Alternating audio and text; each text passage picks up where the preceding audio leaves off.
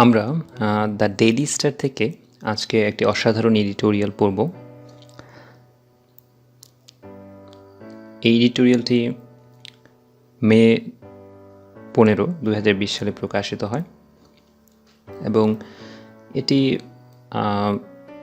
বাংলাদেশের জন্য একটি অনেক বড় সুখবর। সেই সাথে বিশ্বের অনেক বিখ্যাত মানুষ যেমন বিল গেটস বা মার্ক জাকারবার্গ তারাও এই খবরটিকে আজকে ফলো করে প্রচার করেছেন বা তাদের সোশ্যাল মিডিয়ায় শেয়ার করেছেন। তো ডেইলি স্টারে এটা হেডলাইন করা হয়েছে remarkable work by Bangladeshi scientists. Remarkable অর্থ হচ্ছে অসাধারণ বা চমৎকার কাজ বাই বাংলাদেশি সায়েন্টিস্টস, বাংলাদেশি সায়েন্টিস্টদের দ্বারা একটি অসাধারণ কাজ বা উদ্ভাবন। Genome sequencing can help vaccine development. তো সেই অসাধারণ কাজটা আসলে কি, সেটাই হলো জিনোম সিকোয়েন্সিং বা জিন রহস্য উন্মোচন। তাহলে এই জিন রহস্য উন্মোচনটা ক্যান হেল্প ভ্যাকসিন ডেভেলপমেন্ট, টিকা উদ্ভাবনের ক্ষেত্রে বা আবিষ্কারের ক্ষেত্রে এই জিনোম সিকোয়েন্সিং বা জিন রহস্য উন্মোচনটা সাহায্য করতে পারে। এখানে একটি ছবি দেওয়া আছে। The team members of child health research foundation CHRF, MD Saiful Islam Shojib left, Dr. Shejuti Shaha second from left, and Rolly Malakar sitting center, who successfully sequenced the genome of SARS-CoV-2 in Bangladesh. এখানে SARS-CoV-2 এটা সংক্ষিপ্ত রূপ। SARS হলো severe acute respiratory syndrome এবং CoV বলতে corona virus বোঝানো হয়, which causes COVID-19। আমরা এখন মূল প্রতিবেদনটির দিকে যাই। A team of Bangladeshi scientists at the Child Health Research Foundation, led by Dr. Shejuti Shaha, has successfully managed to complete the genome sequencing of SARS-CoV-2 virus in Bangladesh, as this newspaper reported on Thursday. এখানে a team of Bangladeshi scientists, বাংলাদেশের একদল বিজ্ঞানী at the Child Health Research Foundation, এই বিজ্ঞানীরা হলেন child health research ফাউন্ডেশনের এবং এটার নেতৃত্বে ছিলেন doctor Sejuti Saha, has successfully managed to complete the genome sequencing. তারা সফলতার সাথে জিন রহস্য উদ্ঘাটন করতে সক্ষম হয়েছেন। কিসের? SARS-CoV-2 ভাইরাসের। এবং বাংলাদেশে যে ভাইরাসটি SARS-CoV-র যে প্রকারটি রয়েছে সেটির। As this news paper reported on Thursday, বৃহস্পতিবারে যেমনটি এই পত্রিকায় প্রতিবেদন করা হয়েছিল। তাহলে এই পুরো সেন্টেন্সটি যদি আমরা বাংলা অনুবাদ করি তাহলে দাঁড়ায়, চাইল্ড হেলথ রিসার্চ ফাউন্ডেশনের একদল গবেষক বাংলাদেশের SARS-CoV-2 ভাইরাসের জিন রহস্য উন্মোচন করতে সফলকাম হয়েছেন, যেটি নেতৃত্বে ছিলেন শেজুতি সাহা, যেমনটি এই পত্রিকায় প্রতিবেদন প্রকাশিত হয়েছে। It is a remarkable achievement that will play a significant role in developing a vaccine for this deadly virus.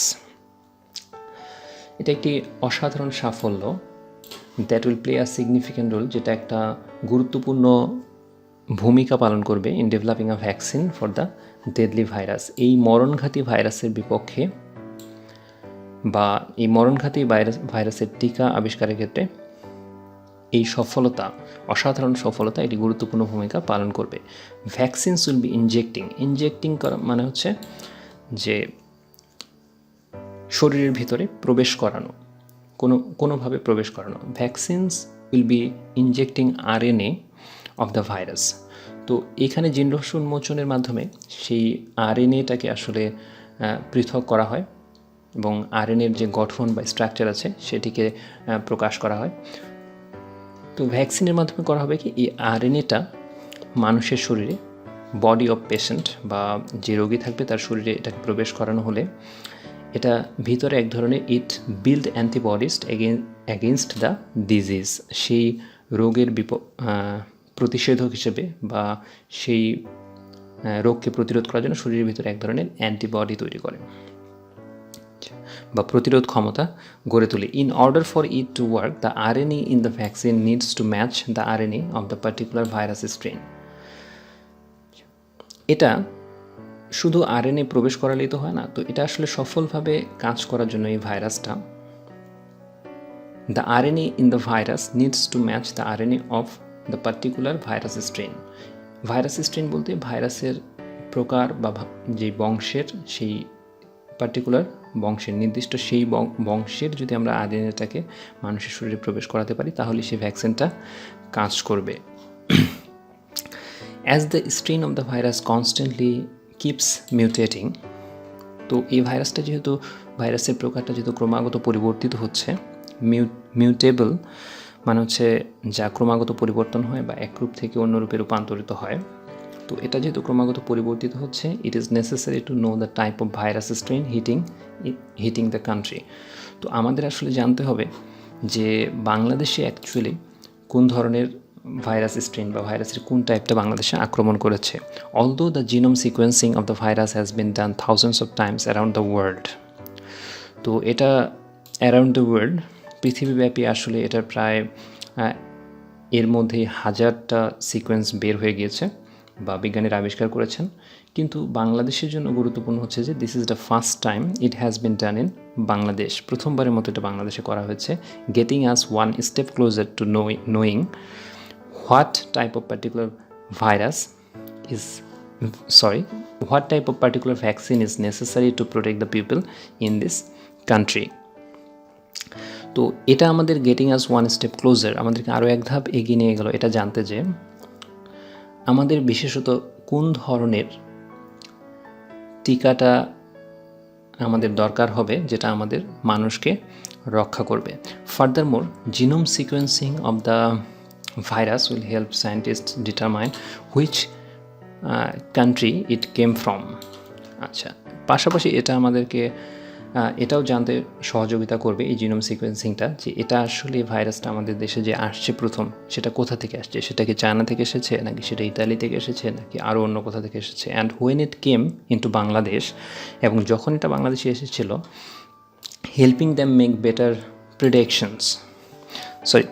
Predictions, এটা আরও সহযোগিতা করবে, আরও বেটার প্রেডিকশনস মানে হচ্ছে কোনো কিছু অনুমান করা বা ধারণা করতে, such as when the virus will reach at its peak. আমরা এখনও ভাবতেছি যে হয়তো এটা মে মাসের শেষে বা জুনে এটা এর সর্বোচ্চ সীমানায় পৌঁছাবে, সেটা আক্রান্তের ক্ষেত্রে হোক বা মৃত্যুর ক্ষেত্রেই হোক। তো এই জিনোম সিকোয়েন্সিংটা আমাদেরকে এটাও জানতে সাহায্য করবে যে আসলে এটা কোন সময়ে এটা সর্বোচ্চ সীমানায় বা সর্বোচ্চ পিকে পৌঁছাতে পারে।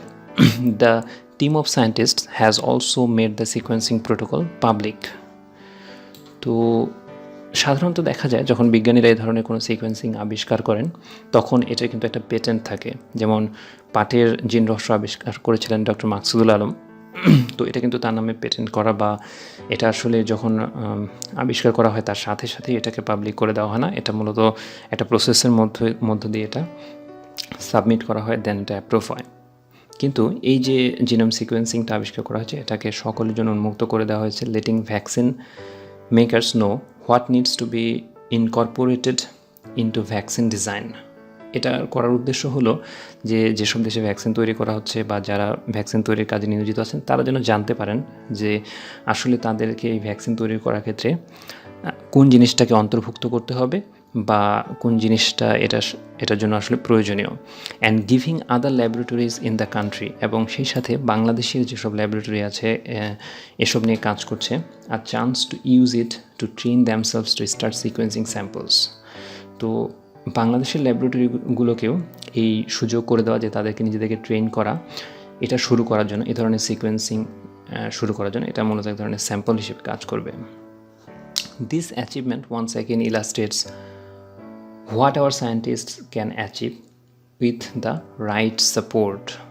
তো এই ধরনের সফলতা আরেকবার আমাদের কাছে প্রকাশ করলো বা উন্মোচিত করলো যে what hour scientists can achieve with the right support, আমাদের বিজ্ঞানীরা কি করতে পারেন সঠিক যদি সমর্থন তাদেরকে প্রদান করা হয় বা সাপোর্ট প্রদান করা হয়। We hope the government takes notice, আমরা আশা করব টেক্স নোটিস অর্থ হলো লক্ষ্য করা, গভর্নমেন্ট এটা লক্ষ্য করছে, and acknowledge the importance of what this group of bright scientists, bright মানে হচ্ছে উজ্জ্বল বা সম্ভাবনাময় বিজ্ঞানীরা, হ্যাজ ম্যানেজ টু ডু, এবং অ্যাকনলেজ মানে হচ্ছে প্রাপ্তি স্বীকার করে নেওয়া, কোনো কিছু স্বীকার করে নেওয়া। তো এটাও আমরা আশা করি যে গভর্নমেন্ট এটাকে স্বীকার করে নেবে যে এই ধরনের যারা উজ্জ্বল বা সম্ভাবনাময় বিজ্ঞানী আছে তারা কি অসাধারণ একটা কাজ করতে সমর্থ হয়েছে। In order for scientist to follow up, আচ্ছা ফলো আপ বলতে এখানে বোঝানো হয়েছে যে এই ধরনের এই ধারাটা অব্যাহত রাখা বা ক্রমাগতভাবে এই ধরনের কাজ করা। ইন অর্ডার টু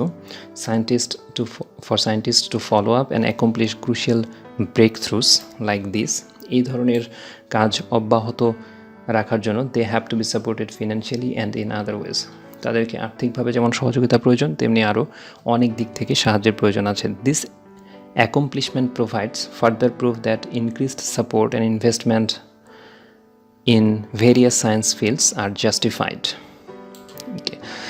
এই ধরনের অ্যাকমপ্লিশমেন্ট মানে হচ্ছে অর্জন, প্রোভাইডস ফার্দার প্রুফ অধিকতর প্রমাণ বহন করে যে ইনক্রিজড সাপোর্ট অ্যান্ড ইনভেস্টমেন্ট, অধিকতর সমর্থন এবং ইনভেস্টমেন্ট বা হচ্ছে বিনিয়োগ ইন ভেরিয়াস সায়েন্টিফিক ফিল্ডস, আরও বিজ্ঞানের যে ক্ষেত্রগুলো রয়েছে সেখানে ক্রমাগত সাপোর্ট মানে সমর্থন এবং হচ্ছে বিনিয়োগ এটা সমর্থনযোগ্য, অ্যান্ড ইনফ্যাক্ট নেসেসিটি, এবং সেই সাথে এটা হচ্ছে যদি বলা যায় আসলে এটা হচ্ছে একটা কি প্রয়োজনীয়তা। The times we live in demands it, আমরা যে সময়ে বসবাস করছি সেই সময়ের এটা হচ্ছে কি আবেদন বা দাবি।